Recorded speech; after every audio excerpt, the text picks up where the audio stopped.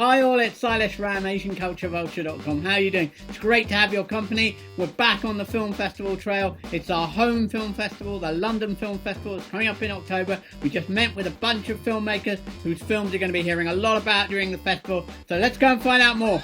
We're looking at sort of the rise of ethno-nationalism across most of Europe, and certainly the events that are happening in America now. I mean, we're soon to go out to tour there as well, reflect the same kind of thinking.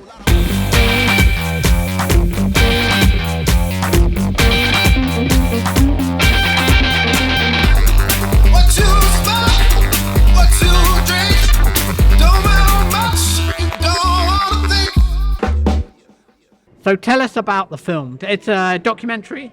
It's based on my book that I wrote in 2011, which was called Black by Design, which Jane read, enjoyed very much, and from there, collaboratively, we've produced this documentary. So it starts in 1953. Why did you want to make this film?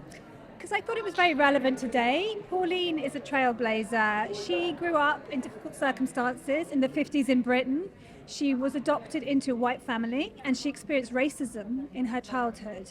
And then she went on to become the lead singer of the Selector in the important two-tone movement in Britain, which challenged the status quo, challenged racism. Pauline challenged sexism. So she's a really important figure in British history and also social history, and very relevant today, what we see with the far-right riots and the rise of populism and things like that. And how did it feel to be the subject of a documentary? Well, first of all, I made myself the subject of a book. And then we moved on to the documentary.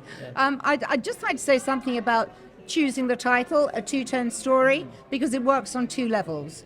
I'm mixed race, Nigerian, Jewish, English, my mother, on my mother's side, and we wanted to kind of reflect what that was like for somebody who was mixed race growing up in the 50s. It was a very, very different time. There were hardly any black people around in this country in terms of who were mixed race at that time. There was obviously Caribbean immigration and some immigration from Africa as well. So I had a unique position living in a white family who were basically racist. And that, if you like, is kind of the nub of where everything stems from. It was very, very relevant, and I think through Pauline's personal story, the prism of it makes it real, and you can really empathise with her story, and I think it's a really important story for today, and people should definitely watch the film. So, Pauline, tell us why you think it's important to have this story in London Film Festival, and what does it mean for you personally to bring this story to LFF? I think that it's an important documentary film to come out at this time. I mean, we're looking at sort of the rise of ethno-nationalism across most of Europe, and certainly the events that are happening in America now. I mean, we're soon to go out to tour there as well, reflect the same kind of thinking. And I think that people need to see it from the point of view of someone who is British. I am British. I happen to be black, and I also happen to be white as well, kind of thing. You know what I'm saying? And I've seen this rise. I've seen from 1953 through to today, a new millennium, and really not too much has changed.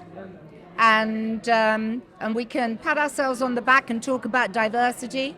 We can pat ourselves on the back and talk about all those kinds of things like, everything's so much better. We see lots more black faces on the television, stuff like that. But I do not see black people moving past the glass ceilings that are in place for us. And what do you think needs to change for us to have a more equal society? Well, more socialist thinking would be a bit of a start, wouldn't it? Okay, right.